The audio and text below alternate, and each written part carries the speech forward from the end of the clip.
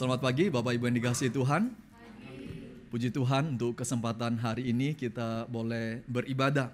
Saudara, di dalam akhir tahun ini ada begitu banyak ibadah yang kita akan ikuti dan termasuk Natal ya.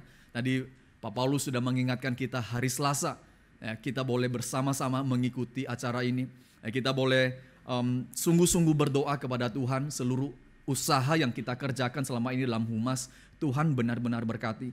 Dan kiranya kita boleh hadir dan membawa orang-orang yang Tuhan boleh percayakan kepada kita untuk boleh mengikutinya. Saudara, hal kedua, di dalam gerakan Reform Injili kita tahu bahwa ada banyak acara-acara yang kita boleh kerjakan bersama-sama dan kita ikuti secara bersama-sama. Dan salah satunya di dalam gerakan ini ada 3 ibadah yang kita ikuti secara bersama-sama. Pertama itu Natal bersama kita akan ikuti seluruh GRI di mana saja. Di tanggal 24 itu kita relay seperti dibilang tadi oleh Pak Paulus, dan itu diikuti oleh semua cabang dimanapun di Indonesia ataupun di luar negeri. Hal yang kedua adalah ketika Jumat Agung juga kita akan beribadah bersama-sama, kita relay dari seluruh cabang bersama-sama beribadah. Dan yang ketiga adalah ulang tahun Sinode GRI. Kita juga akan beribadah bersama-sama. Selain dari ketiga hal ini, maka setiap cabang diberikan kebijakan-kebijakan untuk diambil sendiri oleh hamba Tuhan di cabang-cabang masing-masing. Maka pada tahun ini, saudara sekalian, ibadah relay akhir tahun, kita tidak relay dari pusat. Dan kita juga tidak ada ibadah di gereja. Loh, kalau begitu gimana dong? Gak ada ibadah? Oh tidak. Tapi dari hamba Tuhan mengambil kebijakan bahwa kita mendorong dan kami sangat berharap Bapak Ibu Saudara sekalian boleh memakai akhir tahun ini menjadi satu momen untuk boleh berefleksi di hadapan Tuhan secara personal, secara keluarga, boleh bersama-sama dengan keluarga, dengan orang-orang terdekat, berdoa bersama, memuji Tuhan bersama, dan berefleksi bersama. Nah, saudara, kiranya akhir tahun ini ketika kita tidak ada ibadah di gereja, tetapi saudara boleh beribadah di rumah masing-masing bersama dengan keluarga-keluarga yang Tuhan percayakan. Kiranya akhir tahun ini kita boleh bernikmati bersama orang-orang yang Tuhan percayakan ada di sekitar kita. Kita boleh bernyanyi bersama mereka, kita boleh berdoa bersama mereka, dan kita boleh memuji Tuhan bersama-sama. Jadi kita tidak ada ibadah tutup tahun bersama-sama, tapi kami sangat merindukan jemaat sekalian boleh mempersiapkan waktu bersama-sama dengan orang-orang yang ada di sekitar kita. Nah, kemudian di dalam tanggal 1 nanti kita akan beribadah bersama, kita akan relay bersama dengan seluruh cabang, dan kita bisa boleh menikmati perjamuan kudus bersama. Harap kita boleh mempersiapkan diri. Nah, ini saja yang saya sampaikan kepada kita, kiranya kita mempersiapkan diri kita di dalam mengakhiri akhir tahun ini. Dan kita benar-benar berefleksi dan boleh dipimpin oleh Tuhan menyongsong tahun yang baru. Saudara yang dikasihi Tuhan, hari ini kita akan merenungkan satu bagian firman Tuhan berkenaan dengan Zakharia dan dengan tema nyanyian pujian Zakharia. Tetapi kita tidak hanya merenungkan akan pujian Zakharia, tetapi kita juga akan merenungkan berkenaan dengan Zakharia sendiri, bagaimana Tuhan telah bekerja di dalam Zakharia dan telah memberkati kita yang membaca kisah kehidupannya. Namun sebelumnya saya mengajak kita tundukkan kepala sekali lagi, kita memohon anugerah Tuhan di dalam doa sebelum kita merenungkan firman Tuhan. Mari kita berdoa. Bapa di sorga, kami sungguh bersyukur, berterima kasih karena Engkaulah Allah kami yang patut menerima pujian daripada kami. Karena Engkaulah Allah yang patut menerima segala hormat dari kami. Siapakah kami manusia yang hina ini? Tetapi Tuhan berkenan kepada kami. Terima kasih ya Tuhan, bahwa Engkau boleh memperkenankan kami pada pagi hari ini. Kami boleh bersama-sama berkumpul di tempat ini. Kami boleh beribadah bersama-sama. Sungguh satu anugerah Tuhan yang begitu besar yang Engkau berikan kepada kami. Kami boleh menikmati satu persekutuan yang indah, bukan hanya dengan orang-orang percaya, tetapi dengan Engkau sendiri, Tuhan kami, Juru Selamat kami. Terima kasih ya Tuhan, untuk kesempatan yang indah yang Tuhan berikan kepada kami pada pagi hari ini. Kiranya Tuhan berbelas kasihan kepada kami, memberikan konsentrasi kepada kami, memberikan hati yang tajam, memberikan hati yang siap untuk boleh mendengarkan firman-Mu. Berkatilah kami ya Tuhan, Kami membutuhkan firman Tuhan. Dan kiranya firman Tuhan yang kami dengarkan pada hari ini adalah firman Tuhan yang cukup membawa pertumbuhan bagi iman kami. Kami membutuhkan firman-Mu ya Tuhan. Terangilah hati kami, pimpinlah kami. Di dalam nama Tuhan Yesus kami berdoa dan bersyukur. Amin. Saudara, kita akan membuka dari Injil Lukas. Kita akan melihat Injil Lukas pasal yang pertama. Nyanyian pujian Zakharia mulai dari ayat yang ke-68 sampai 79. Saudara, kita tidak membaca seluruh ayat-ayat ini karena nanti kita akan membaca waktu kita merenungkannya. Saudara, berkenan dengan pujian dalam Lukas pasal 1 ayat 67 ini sampai 80. Pertama-tama kita menyadari bahwa Lukas menyediakan kepada kita beberapa pujian. Beberapa pujian yang memang memberkati orang-orang percaya. Dan kita bisa melihat bagaimana pujian-pujian ini diungkapkan, dinyanyikan oleh orang-orang yang diberkati oleh Tuhan. Saudara, di dalam ayat 46 sampai 55, kita mendapati itu adalah nyanyian pujian Maria. Kita tidak tahu bagaimana Maria menyanyikan lagu ini. Tetapi Bach menuliskan satu lagu berkenan dengan bagian ini berjudul Magnificat, sangat indah sekali. Kalau saudara ada kesempatan mendengarkan, mencari di YouTube atau di Spotify, bisa melihat Magnificat, itu lagu yang sangat indah. Bagaimana nyanyian pujian Maria meresponi akan panggilan yang Tuhan berikan kepadanya. Di dalam bagian 67 sampai 80 itu berbicara berkenaan dengan bagaimana Zakharia berespons ketika Tuhan membukakan kepadanya. Dan dengan seluruh kesempatan yang baru yang Tuhan berikan kepadanya, dia memuji Tuhan. Pujian yang ketiga dalam Injil Lukas, Bapak sekalian, itu terdapat di dalam pasal kedua, ayat yang 29 sampai ke 32. Itu berbicara berkenaan dengan Simeon yang memuji Tuhan. Kenapa? Karena sudah melihat Juru Selamat Mesias itu turun ke dalam dunia. Jadi kita mendapati ada beberapa pujian dan pujian-pujian ini sangat indah sekali. Meskipun seperti nyanyian Zakharia kita tidak tahu bagaimana menyanyikannya, nadanya kayak mana. Tetapi kita bisa melihat pujian yang diutarakan oleh Zakharia adalah satu pujian yang memberikan kemuliaan bagi Kristus. Memberikan kemuliaan bagi Kristus dan memberikan pengharapan bagi manusia. Saudara yang dikasihi Tuhan, sebelum kita melihat pujian Zakharia, maka kita melihat seluruh kisah hidup Zakharia. Zakharia siapa? Zakharia adalah seorang imam yang melayani di bait Allah. Di dalam ayat kelima dikatakan pada zaman Herodes Raja Yudea adalah seorang imam yang bernama Zakharia. Istrinya juga seorang berasal dari keturunan Harun, namanya Elizabeth. Jadi saudara, kita mengetahui bahwa Zakharia adalah imam yang melayani di bait Allah. Zakharia memiliki istri namanya Elizabeth dan juga dari keturunan Harun.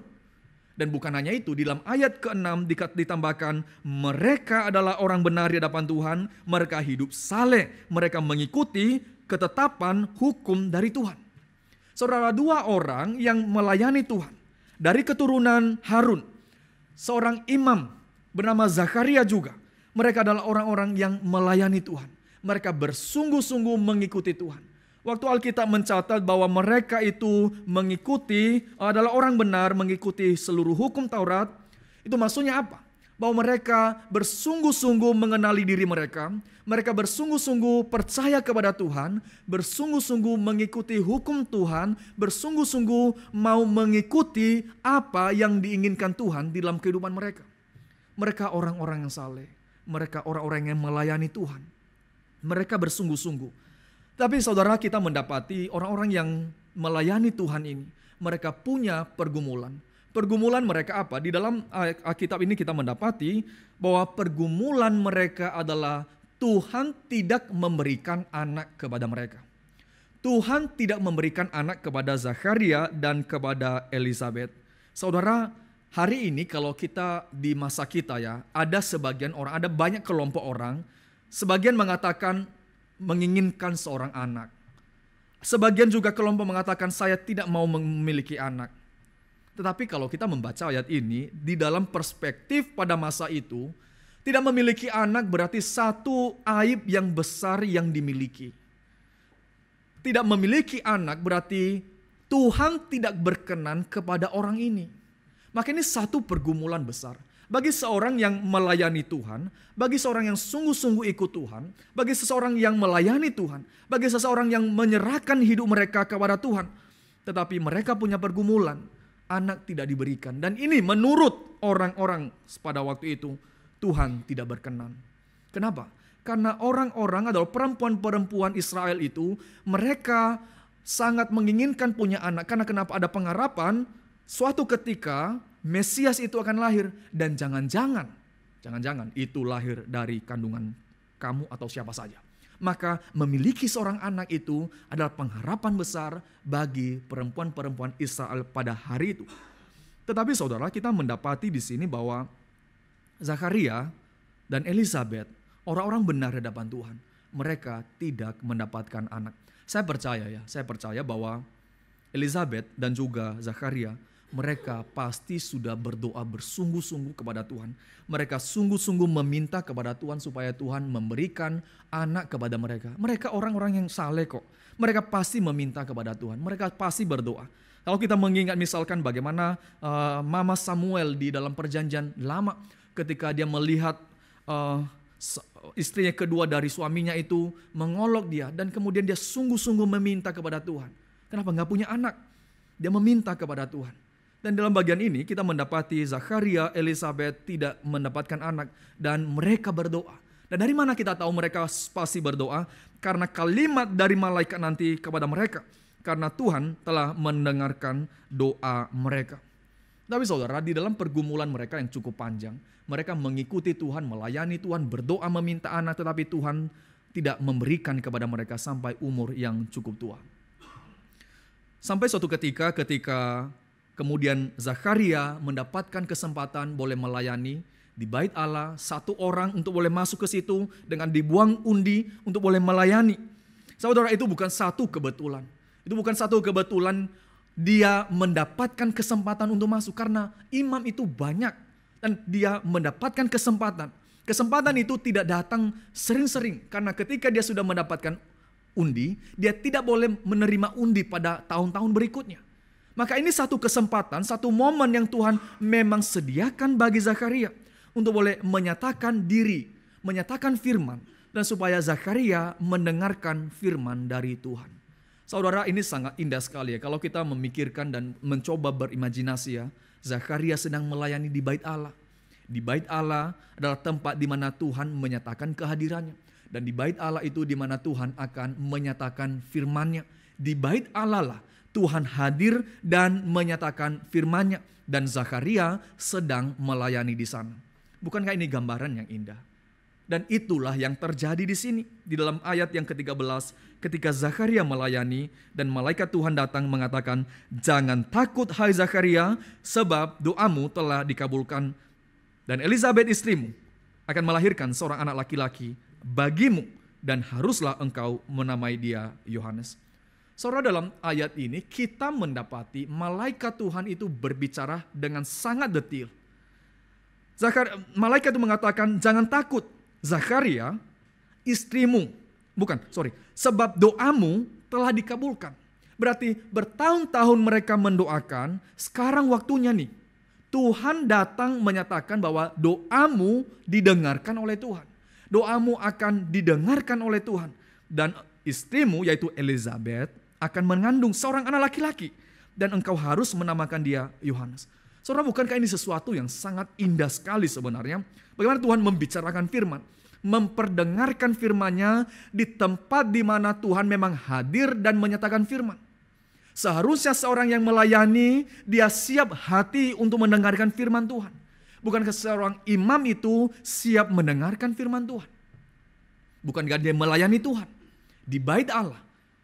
Tapi kita melihat bahwa sekalian, ketika malaikat Tuhan itu membicarakan dan menjelaskan apa yang akan dikerjakan oleh Yohanes, maka di dalam ayat yang ke-18, Zakaria berespons apa? Zakaria berespons dengan berkata demikian, "Bagaimanakah aku tahu bahwa hal ini akan terjadi padaku? Sebab aku sudah tua dan istriku sudah lanjut umurnya. Saudara, ini pernyataan yang sepertinya normal. Bagaimana saya bisa percaya untuk hal itu? Bagaimana saya tahu kalau itu akan terjadi? Apa buktinya? Saudara, jawaban dari Gabriel itu, malaikat mengatakannya, akulah Gabriel yang melayani Allah. Saudara perhatikan ya, ini kok jawabannya kok nggak nyambung ya. Zakaria mengatakan, aku sudah tua. Bagaimana itu bisa terjadi kepadaku? Dan malaikat itu mengatakan, akulah Gabriel yang melayani Tuhan. Loh, maksudnya apa? Seolah dalam bagian ini, saudara sekalian, kita mendapati ada semacam gambaran, nuansa yang menyatakan bahwa emang kamu nggak tahu bahwa saya tahu kamu sudah tua. Gabriel mengatakan, aku Gabriel, kamu sudah tua, aku Gabriel, tapi aku melayani Allah. Loh, kamu pikir saya tidak tahu kamu itu sudah berumur? Kamu gak perlu menjelaskan kepada saya. Soalnya kalau kita membaca bagian ini, soalnya dikatakan di sana bahwa malaikat Tuhan tahulah kamu sudah berumur, kamu sudah tua. Tapi satu hal yang kamu perlu tahu, aku Gabriel yang melayani Allah. Dan aku diutus untuk membicarakan ini kepadamu. Saudara, bukan sesuatu yang indah sebenarnya di tempat di bait Allah itu, di mana dia sedang melayani dan Tuhan berfirman melalui malaikat Tuhan. Dan Zakaria, karena waktu yang begitu lama, kemudian menyatakan bagaimana hal itu bisa terjadi. Dia meragukan, dia mempertanyakan bagaimana itu bisa terjadi kepadanya. Wah, Tuhan memberikan teguran keras kepada Zakaria. Di dalam Alkitab kita mendapati bahwa Abraham diberikan anak oleh Tuhan pada umur yang sudah lanjut. Ketika Abraham sudah lanjut, istrinya sudah lanjut, Tuhan memberikan anak kepadanya. Zakaria seorang imam yang seharusnya mengetahui cerita firman Tuhan di dalam Alkitab, di dalam Perjanjian Lama. Dia tahu bahwa pernah dulu Tuhan bekerja bagi seorang yang sudah tua namanya Abraham. Dan Tuhan memberikan anak kepada mereka. Bukankah seharusnya Zakaria melihat sejarah bagaimana Allah bekerja? Di dalam sejarah Allah pernah bekerja bagi Abraham dan istrinya. Dan sekarang bukankah seharusnya Tuhan yang sama bekerja bagi Zakaria dan Elizabeth? Jadi saudara, Zakaria kita tahu dikatakan di bagian awal tadi orang benar, orang saleh. Tetapi dia kemudian kita bisa lihat, kita belajar dari bagian ini bahwa orang yang saleh, orang yang melayani Tuhan perlu untuk boleh tetap bertumbuh di dalam mendengarkan dan mengikuti firman Tuhan. Sekali lagi, orang yang sudah saleh ini, orang yang sudah mengikuti firman Tuhan, tetap ada ruang untuk boleh bertumbuh. Tetap ada ruang untuk boleh mendengarkan dan mentaati firman itu. Saudara, kita melihat Zakaria, Elizabeth, keturunan dari Harun, yang satu imam, seorang imam. Tetapi mereka ada kesulitan, ada pergumulan dalam kehidupan mereka. Meskipun mereka sudah melayani begitu rupa. Bukan berarti jaminan bagi mereka tidak ada ruang untuk bertumbuh. Tetap ada tempat untuk boleh bertumbuh mengikut Tuhan. Tempat ada tempat, ruang untuk boleh memberikan tempat bagi iman mereka untuk bertumbuh mengikuti akan firman Tuhan. Tetapi yang kedua, saudara sekalian, kita mendapati bahwa orang yang saleh ini, orang yang benar ini mendapatkan satu teguran keras dari Tuhan. Ketika dia bertanya, bagaimana hal itu bisa terjadi? Saya sudah tua dan apa tandanya? Dan kemudian Tuhan mengatakan tandanya ini.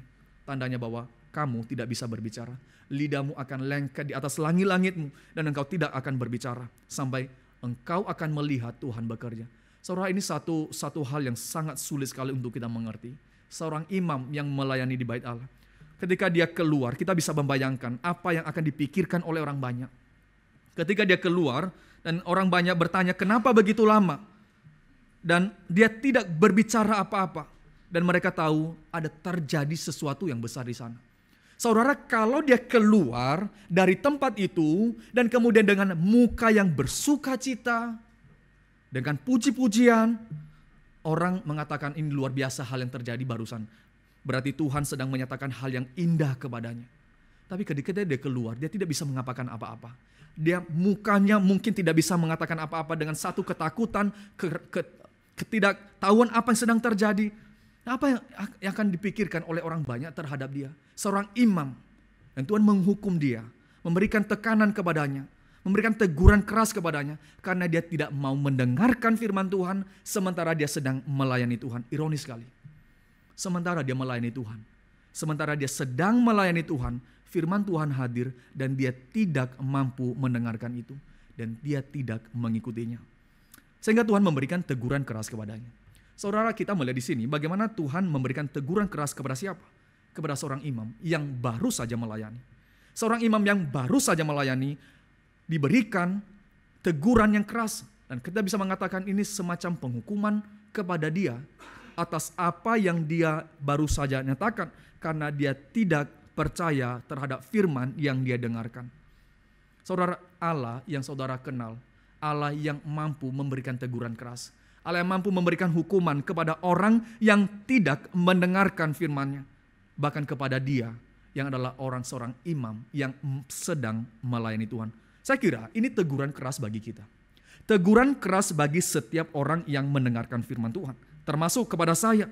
Bahwa ketika Tuhan berbicara, ketika firman Tuhan dinyatakan kepada kita, apakah kita memberikan telinga dan hati kita untuk mendengarkan?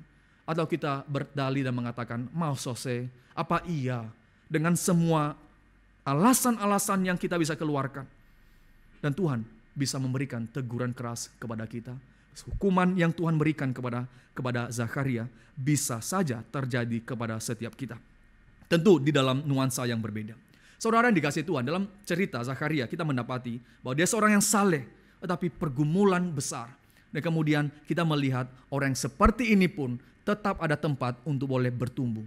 Orang seperti ini ada ruang untuk boleh bertumbuh. Kedua, bahwa kita bisa melihat bahwa Allah yang dia sedang layani itu mampu memberikan teguran, penghukuman kepadanya meskipun ia seorang yang melayani. Menjadi satu peringatan bagi setiap kita. Saudara yang dikasihi Tuhan, kalau kita membayangkan bagaimana pergumulan Zakaria selama berbulan-bulan ketika dia pulang ke rumah. Saudara, itu saya kira pergumulan yang tidak dapat terkatakan. Apa yang akan dikatakan kepada istrinya, kepada Zakaria, kepada Elizabeth. Dan kemudian kita bisa melihat bagaimana Alkitab mencatat setelah beberapa waktu lamanya dia ada di rumah. Dan Elizabeth mengandung. Dia bisa melihat, menyaksikan pelan-pelan perut Elizabeth yang sudah tua itu kemudian menjadi besar. Dan saya tidak tahu bagaimana pergumulan yang dialami oleh Zakaria. Saudara, dari pujian-pujian yang diungkapkan oleh Zakaria, kita mendapati bahwa selama waktu yang Tuhan berikan kepada dia sebagai penghukuman ini adalah waktu perenungan yang panjang yang Tuhan sediakan. Waktu perenungan yang cukup panjang yang Tuhan sediakan kepada Zakaria untuk boleh merenungkan seluruh karya Tuhan selama ini. Saudara, kalau kita bertanya ya, kenapa ya Tuhan itu membuat dia tidak berbicara? Kalau kita bertanya, kenapa Tuhan tidak kasih hukuman yang lain saja? Kenapa kasih teguran, hukuman ini tidak bisa berbicara?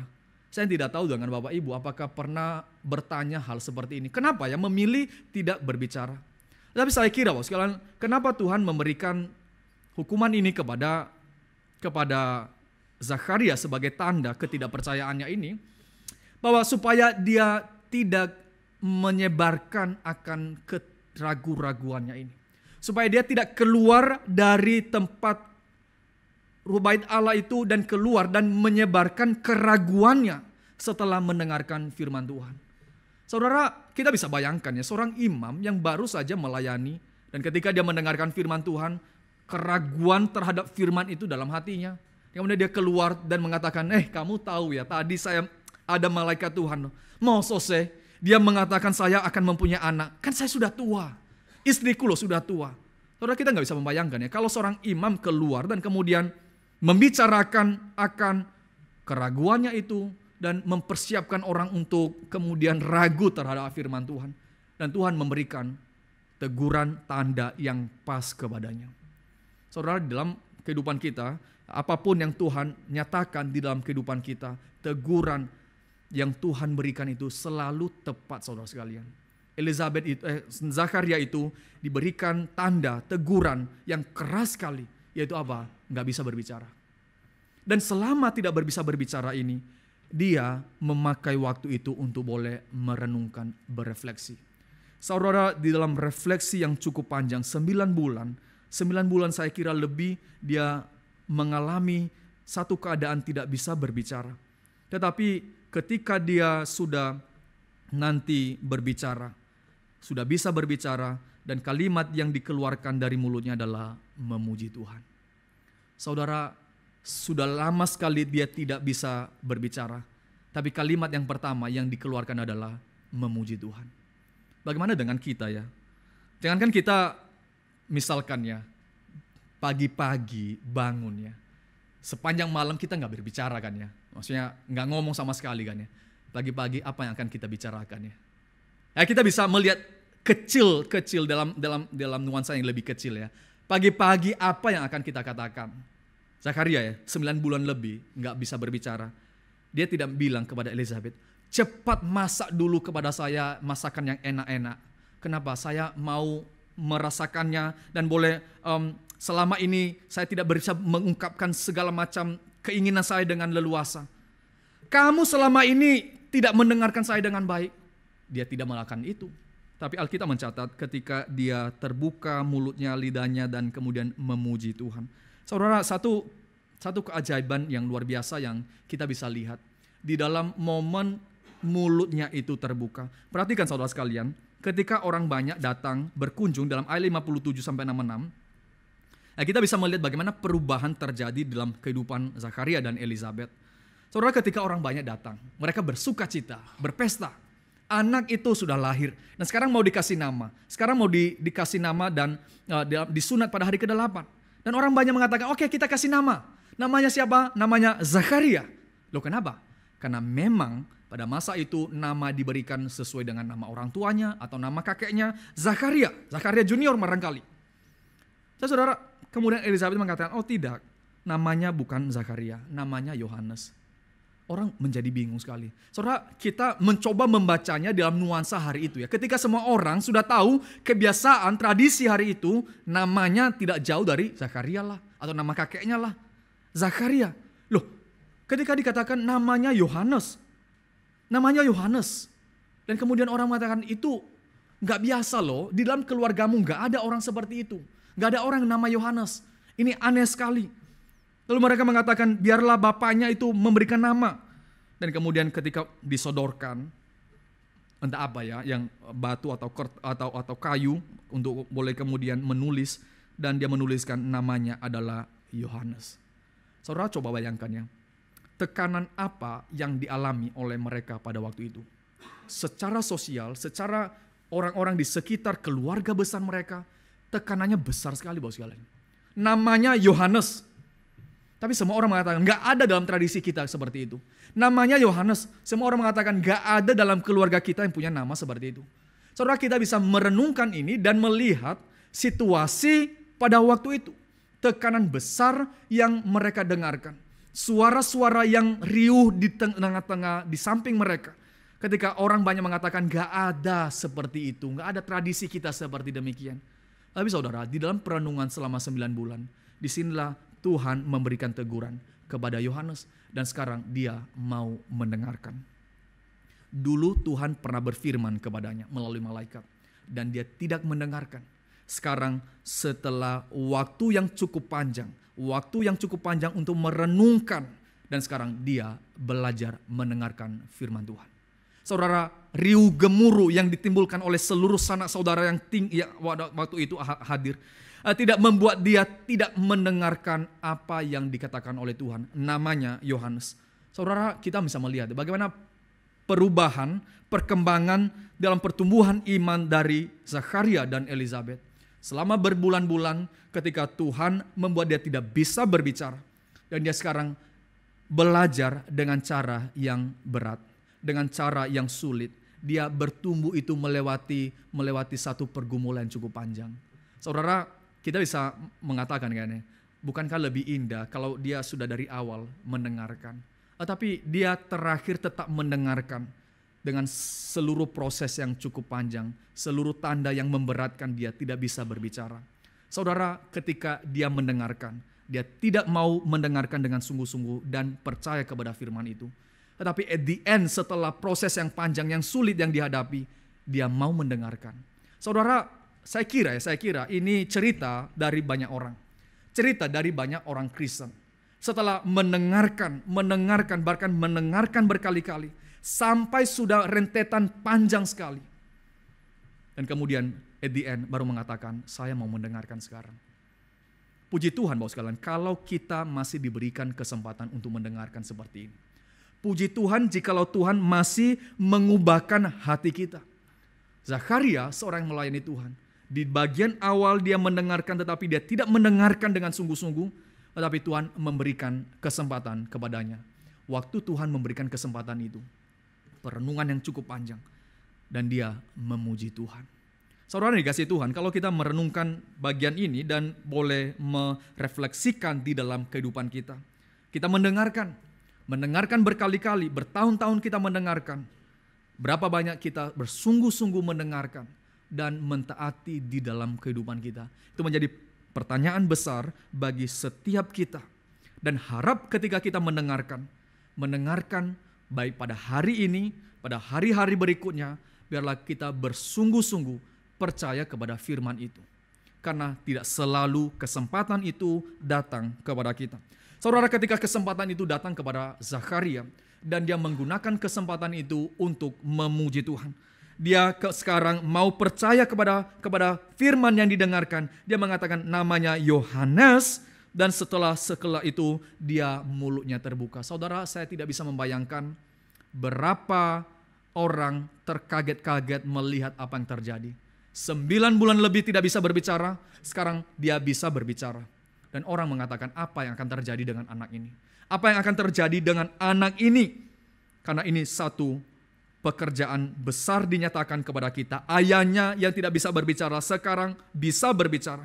Dan ketika Tuhan memberikan kesempatan bagi dia berbicara akan memuji Tuhan. Saudara, pujian dari Zakaria itu adalah utamanya membicarakan akan pujian kepada Allah yang memberikan keselamatan. Dia memuji Allah. Dia bersungguh-sungguh memuji Allah dan ujungnya nanti menyatakan akan Yohanes, tetapi Yohanes sangat kecil sekali, tetapi yang dinyatakan adalah Kristus yang adalah surya di tempat yang tinggi itu dan menjadi satu pengharapan bagi umat manusia. Pujiannya adalah pujian yang meninggikan akan Tuhan. Saudara, kita sekarang setelah melihat kehidupan dari Zakaria, tadi saya mengatakan orang saleh, orang benar, tetap ada ruang di dalam pertumbuhan. Kedua, tadi kita melihat juga bagaimana di dalam cerita Zakaria, bahwa Tuhan bisa dan akan bisa memberikan satu teguran keras penghukuman bahkan kepada orang-orang yang melayani dia. Dan kita bisa melihat bahwa sekalian bagaimana kemudian di dalam kisah kehidupan Zakaria, bagaimana dia di dalam awalnya tidak mendengarkan, tetapi di bagian akhir dia mau mendengarkan, tetapi dengan melewati hal-hal yang sulit sebelumnya. Dia belajar dengan cara yang sulit. Harap menjadi refleksi bagi kita akan kehidupan Zakaria. Di dalam pujiannya, bahwa sekalian saya membaca dalam ayat 68, terpujilah Tuhan Allah Israel, sebab ia melawat umatnya, dan membawa kelepasan baginya. Saudara, pujiannya yang pertama adalah dia memuji Tuhan karena keselamatan yang Tuhan berikan kepada umatnya. Pujiannya adalah karena keselamatan telah diberikan kepada umat Tuhan. Dia mengatakan di sini karena ia, yaitu Kristus, melawat umatnya, mengunjungi umatnya. Saudara, di dalam Mazmur itu dikatakan, siapakah manusia sehingga engkau mengindahkannya? Siapakah manusia sehingga engkau mengindahkannya? Pemazmur mengatakan siapa sih manusia yang kecil itu, yang debu tanah itu, sehingga Tuhan harus memperhatikan. Dan dalam bagian ini Zakaria mengatakan terpujilah Allah Israel yang sebab ia telah melawat umatnya. Ia melawat umatnya, ia mengunjungi umatnya. Dan kalau kita merenungkan ini satu kalimat yang sangat-sangat besar sekali. Tuhan melawat umatnya, Tuhan mengunjungi umatnya di dalam nuansa memberikan keselamatan kepada mereka. Saudara, dalam Rut pasal 1 ayat ke-6 dikatakan di sana bahwa ketika Elimelek dan istrinya Naomi sudah pergi dan kemudian meninggalkan Bethlehem. Dan suatu ketika mereka mendengarkan bahwa ada terjadi satu berkat Tuhan bagi Israel. Sekarang sudah tidak kemarau lagi. Dan kemudian dikatakan di sana bahwa Tuhan menyelamatkan umatnya. Di dalam nuansa apa? Tuhan melawat umatnya. Jadi kalimat melawat, Bapak sekalian, kalimat melawat itu sering selalu berkaitan dengan Tuhan memberikan keselamatan. Tuhan memberikan keselamatan. Dia hadir memberikan keselamatan kepada umatnya.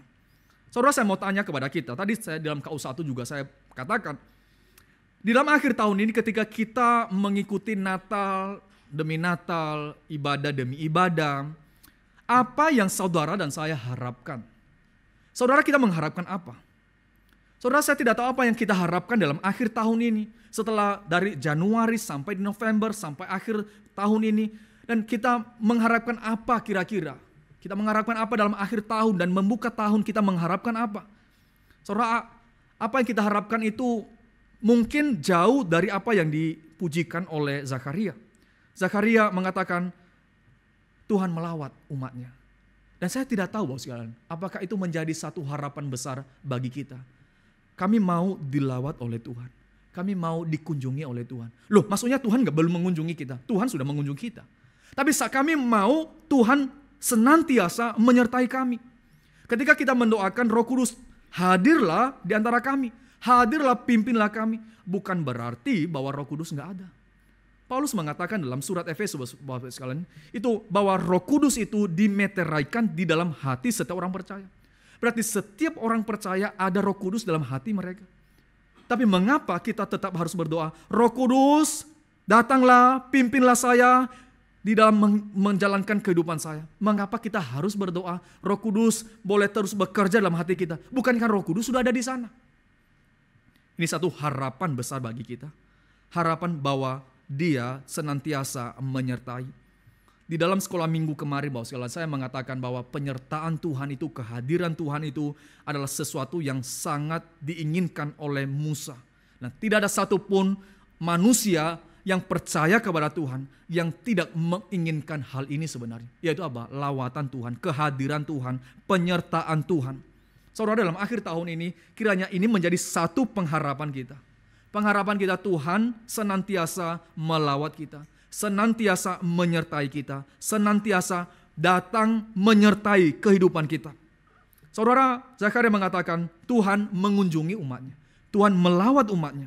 Dan itu satu kekaguman yang luar biasa. Karena siapakah saudara dan saya yang begitu kecil tetapi Dia datang melawat, mengunjungi kita dan memberikan kelepasan kepada kita. Saudara, dalam ayat yang ke-69, yang menumbuhkan sebuah tanduk keselamatan bagi kita di dalam keturunan Daud, hambanya itu. Saudara, kalimat yang dipakai di sini tanduk keselamatan.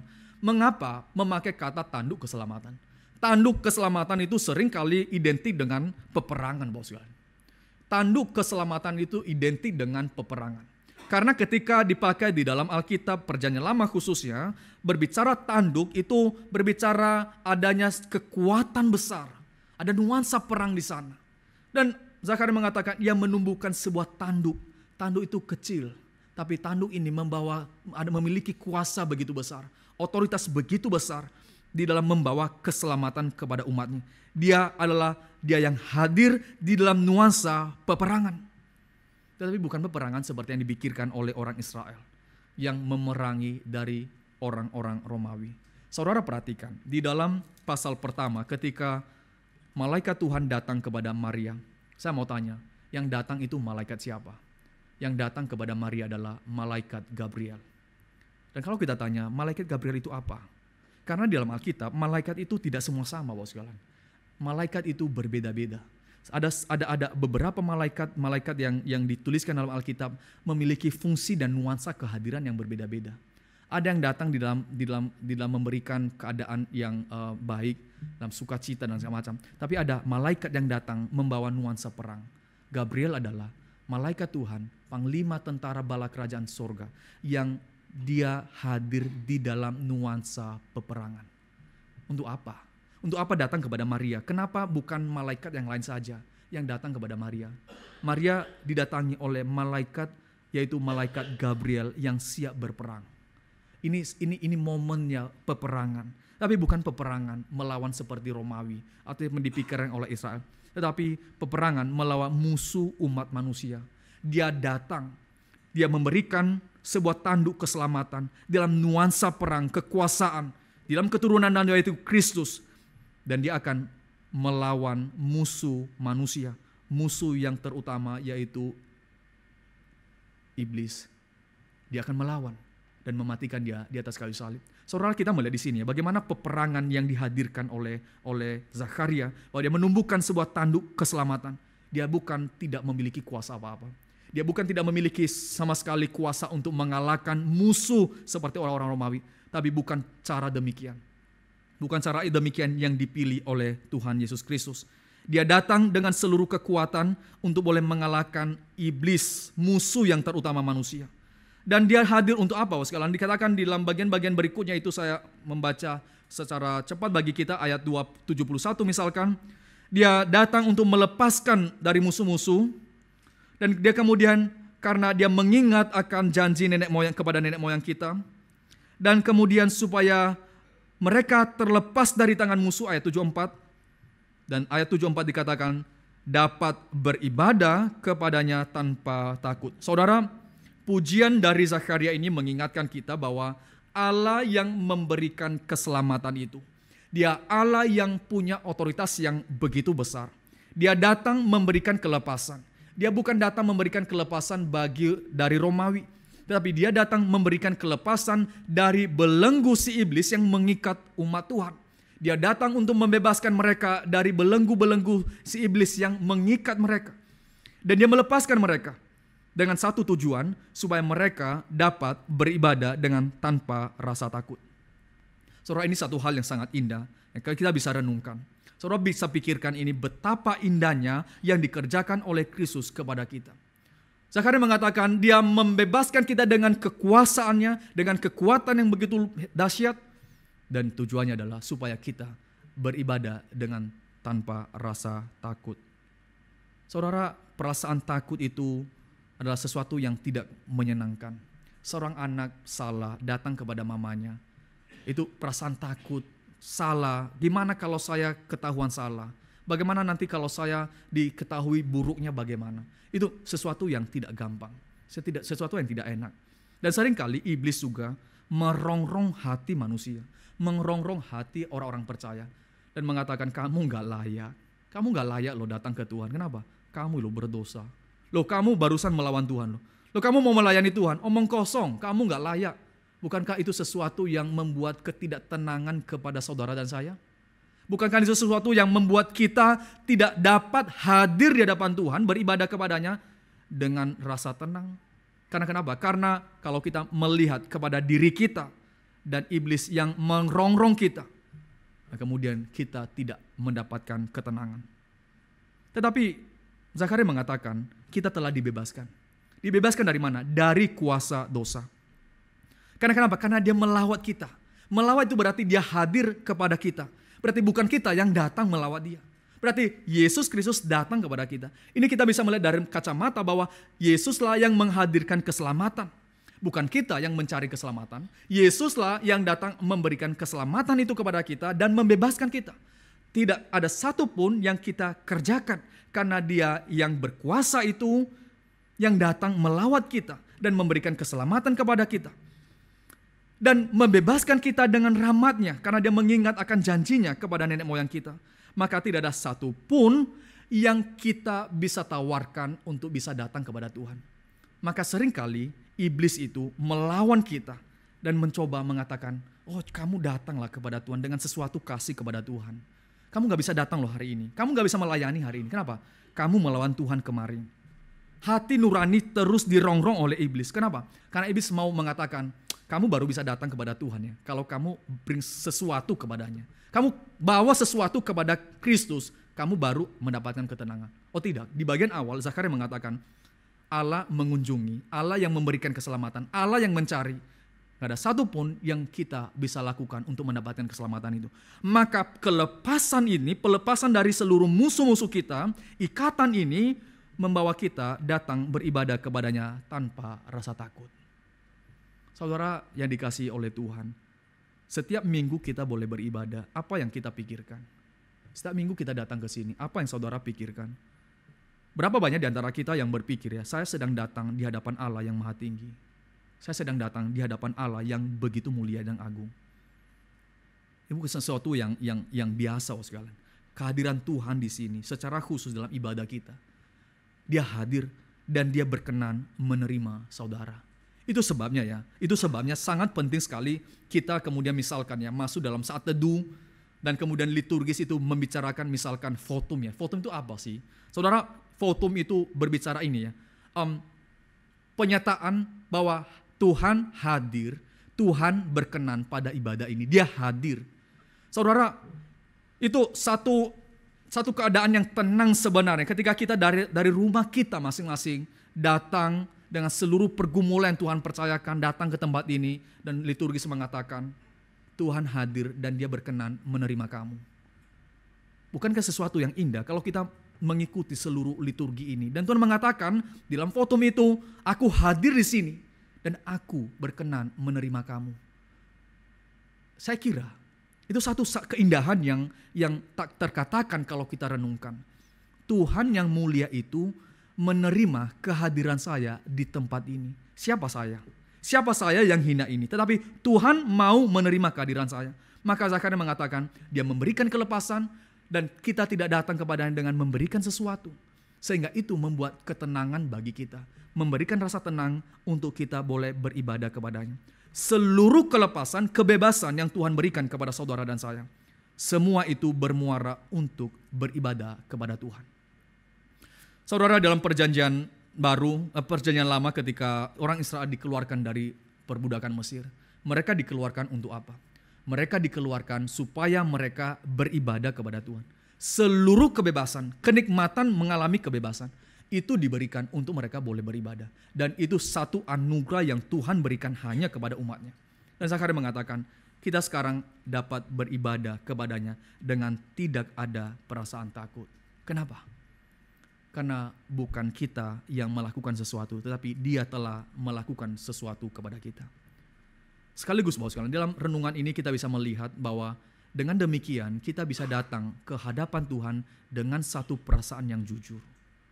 Kita tidak perlu berbohong di hadapan Tuhan, toh dia tahu kok. Ketika kita datang di hadapan Tuhan, kita dengan tidak merasa takut mengatakan keburukan kita. Nah, kita bisa mengatakan, Tuhan aku buruk sekali. Dan Tuhan akan mengatakan, memang kamu buruk sekali. Dan kita bisa mengatakan, Tuhan aku sangat lemah sekali. Dan Tuhan akan mengatakan, memang kamu sangat lemah sekali. Dan kita bisa mengatakan dengan jujur kepada Tuhan, Tuhan saya begitu lemah. Saya jatuh dalam banyak pelanggaran, melawan firman-Mu. Saya bukan orang yang dapat melakukan sesuatu kepadamu. Dan Tuhan mengatakan, ya memang kamu memang melawan aku. Tapi aku datang mencari engkau. Bukan sesuatu yang tenang, Bos kawan. Ketika kita bisa membuka diri kita di hadapan Tuhan. Dan dia berkenan menerima kita.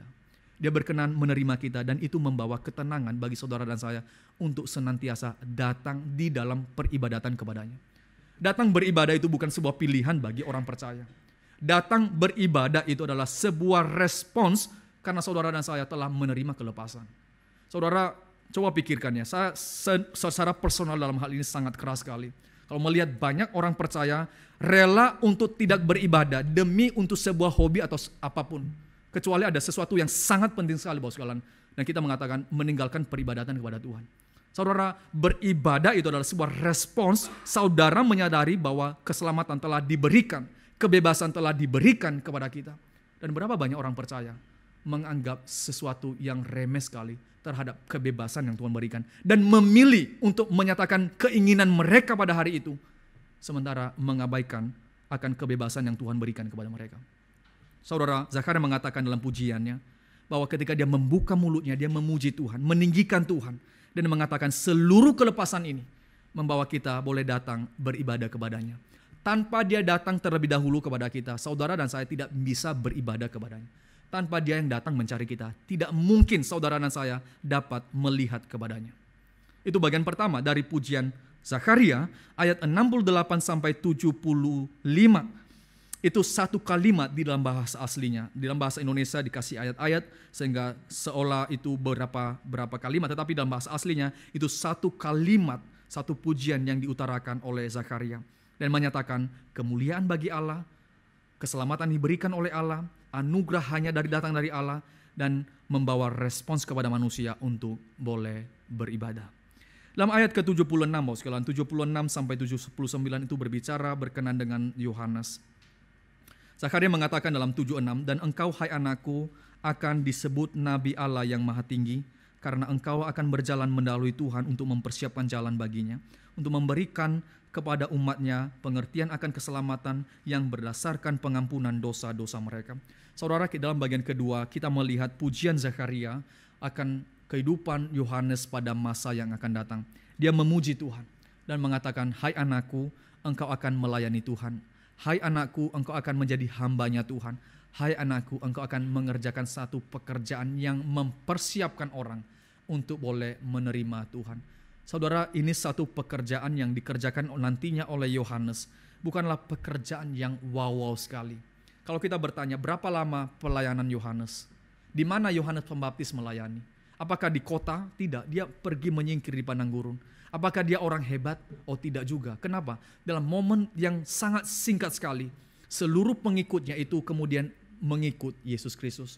Dan tidak lama kemudian dia dimatikan. Seolah-olah pelayanannya itu sangat-sangat tidak berguna. Tetapi saudara, kita mendapati di sini, Zakaria mengatakan, hai anakku, engkau akan melayani Tuhan. Meskipun dalam momen yang sangat pendek, meskipun dalam pelayanan tidak terlalu besar, tetapi engkau memiliki satu pelayanan yang begitu penting. Engkau mempersiapkan jalan bagi Tuhan, mempersiapkan tempat, mempersiapkan hati manusia untuk boleh mendengarkan firman Tuhan. Pelayanan mempersiapkan. Kadang-kadang kita tidak terlalu melihat dan melihat orang-orang yang mempersiapkan pelayanan. Kalau saya bertanya kepada kita, berapa banyak di antara kita yang bertanya, siapa yang mempersiapkan seluruh ruangan ini? Kemungkinan besar kita jarang bertanya itu. Karena memang setiap minggu kayak gitu kok. Setiap minggu kayak gitu. Pasti sudah ada orang lah. Siapa yang gak tahu? Pokoknya ada lah. Tapi saudara, orang-orang yang mempersiapkan segala sesuatu, kadang-kadang tidak terlalu dipikirkan, kadang-kadang tidak terlalu di-mention dan segala macam. Tetapi pekerjaan mereka, pelayanan mereka itu begitu sangat penting. Begitu sangat penting karena mereka sedang mempersiapkan satu hal yang begitu besar. Yohanes Pembaptis sedang mempersiapkan sebuah umat yang siap mendengarkan dan menerima Kristus. Saudara, di dalam pujian ini kita mendapati bahwa bagaimana Zakaria menyadari menjadi hamba Allah, mempersiapkan jalan bagi Kristus adalah satu pelayanan yang begitu mulia, satu pelayanan yang begitu indah yang boleh dikerjakan oleh Yohanes. Saudara, dalam momen akhir tahun ini ya, ketika kita boleh kemudian ada humas terlalu banyak, kita boleh humas dan segala macam ya. Tapi coba satu hal kita pikirkan, kira-kira Tuhan pakai kita untuk apa ya? Kira-kira Tuhan pakai kita untuk mempersiapkan pekerjaan apa ya? Kira-kira Tuhan sedang mempersiapkan kita untuk orang menerima Injil kah? Kalau kita memberitakan Injil kepada satu orang, apakah kita harus sampai dia itu menerima Kristus atau gimana? Apakah kita sedang mempersiapkan jalan bagi orang itu hari ini ada satu lembaran terbuka dalam hatinya untuk mendengarkan Injil?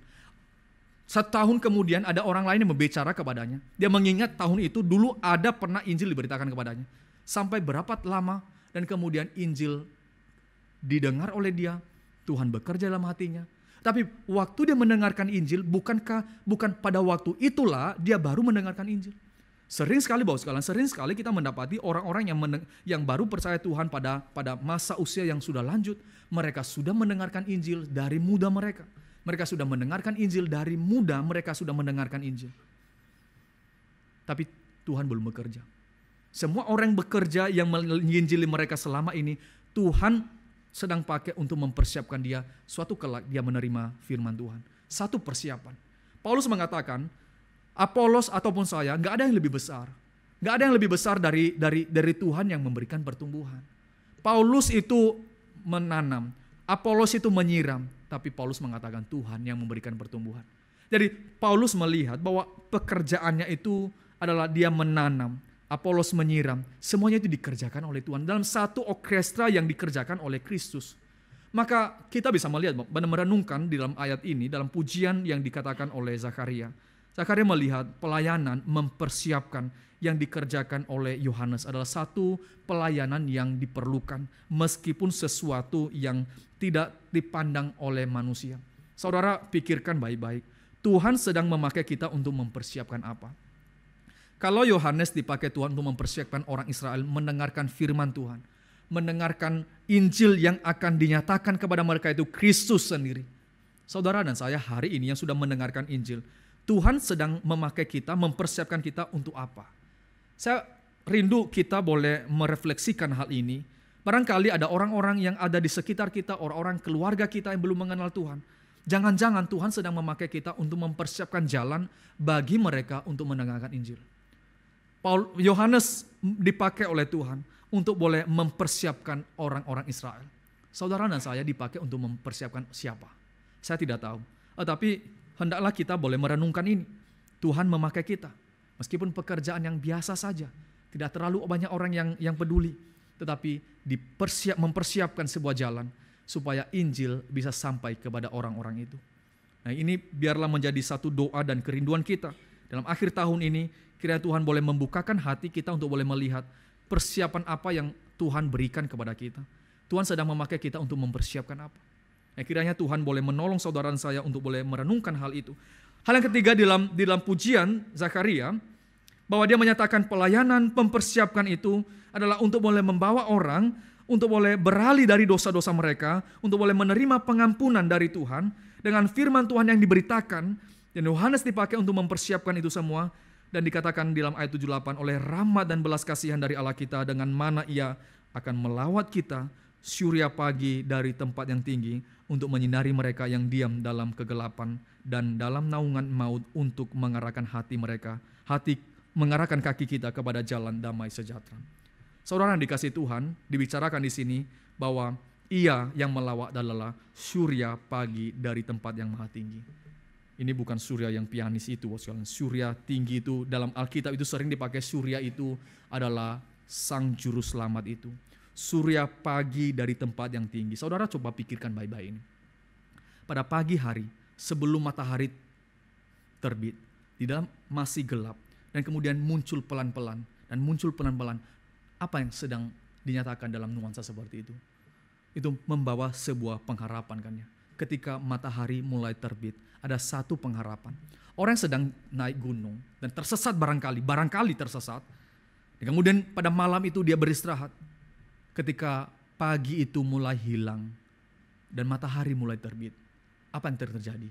Apakah dia otomatis tahu jalannya di mana? Belum tentu.